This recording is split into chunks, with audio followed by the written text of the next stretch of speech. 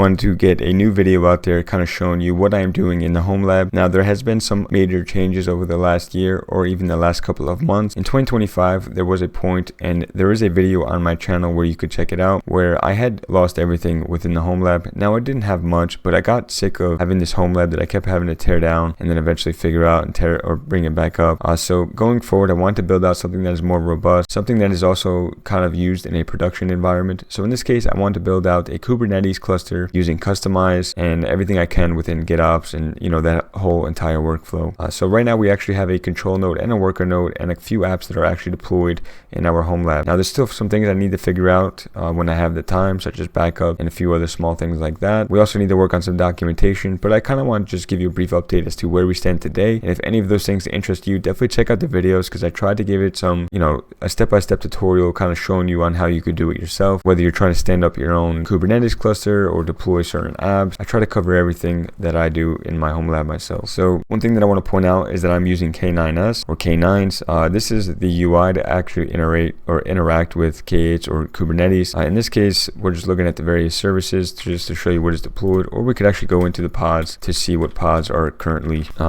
in use. So we have our ArgoCD, which is going to be obviously used for the GitOps and deploying our applications or continuously doing so. We have the Metal load balancer. Now, I'm not too familiar on how this actually worked out. I actually used the AI agent, anti-gravity, to kind of spin most of this up. Now, I was doing it manually myself, but I was able to get there a little bit quicker by using that. I do want to kind of dig back in and see on actually how it got implemented, which is definitely something that obviously that's kind of the reason why I have a Homelab, right? To kind of continuously learning. But I do understand that AI is here to stay, and I want to take advantage of it and be able to understand on how to use those tools as well. And then we also have N8N, and then we have Nginx Proxy Manager. So one thing that I was just looking at is the services. So from the Metal or the load balancer, we actually have the N8N instance behind this external IP address here, and then the Nginx Proxy Manager is actually under this IP address here. So if we scroll over to the right, you'll also be able to see the different ports. So in this case, N8N is behind 5678, which translates to 309083 or 30983. And then for Nginx, we have port 80, port 443, and then we have the admin portal on port 81. Here's our ArgoCD. The coolest thing about it is obviously as this Homelab grows, we're able to kind of get a quick, understanding of what our apps are doing, make sure everything's synced up and healthy, which is going to be great. In this case, I just have N8N, and here's the different, services and stuff that's inside of that. And then we have our Nginx Proxy Manager. Now, this is not even being used, which I'll kind of show you in just a minute. I still need to get my DNS server and everything up and running, but I wanted to get some apps out there, and then eventually before kind of moving forward, I want to make sure that all of this basic stuff is documented and also have a proper backup in place. I do have a video of when I kind of implemented the Proxmox or the PBS Proxmox backup service, and that's something that I need to also dig back into, because I did get it to work, but I just want to make sure that's robust. I want to have documentation for it. I want to make sure I understand exactly what's going on, so if I do ever lose it in the future, I could actually get it up and running quickly. And then we have we'll talk about this at the end. So here's Nginx Proxy Manager. I guess I don't really need to log in. There's nothing really there. This is something that we still need to get stood up. And then last but not least, before I kind of dig into our GitLab repository, that's kind of want to show you that a little bit on how we got here. But one thing that I also want to point out, which is in a video from I think last week. So up until now, I have always used the different dashboards, Homelab dashboards that are available. Obviously, if you go to Reddit or the Homelab Reddit, you'll see a bunch of different Homelab dashboards that are out there. Now in 2026, obviously with AI being more of a thing, I wanted to start developing my own. So in this case, I actually just thought, why not develop a Homelab dashboard that I could just make it to something that I've always wanted. So I kind of actually really like the Dashy one, and so I kind of use that as a starting point. But again, this is kind of just the initial point, so I didn't really make anything too much yet. I kind of just created a video to get others that may be interested in this topic and kind of show you on how I did it. But just real quick, like I could literally go in here and just create a networking card.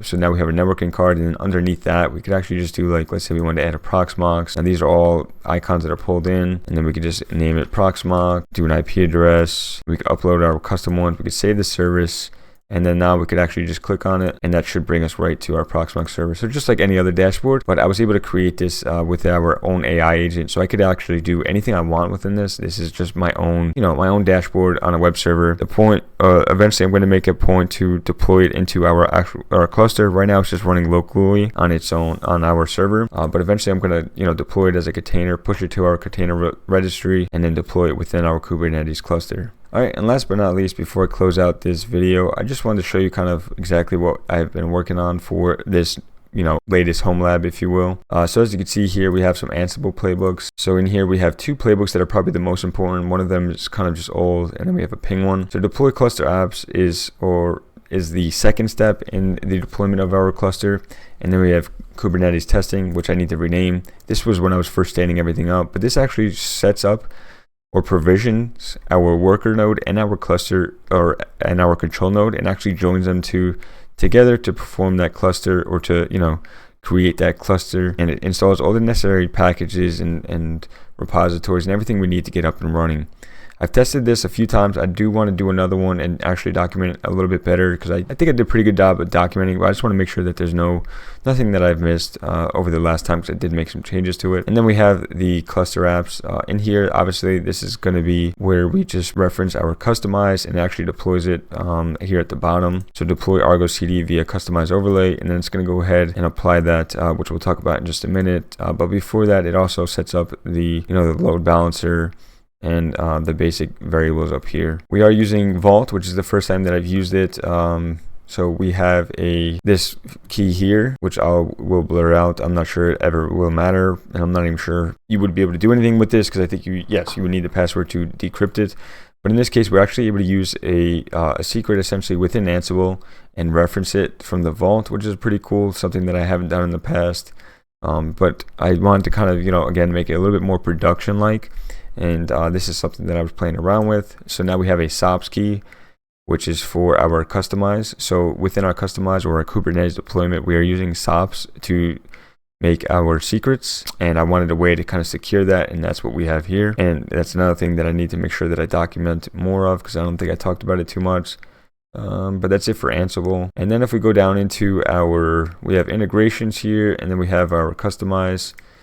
This is just going to be the secrets and stuff for our deployments, and then our customize, like we had just talked about. If we go into the ArgoCD, as you can see here, the customization of the ArgoCD, it's going to have these resources up here. So this is pretty much where we're going to define or deploy or reference those files.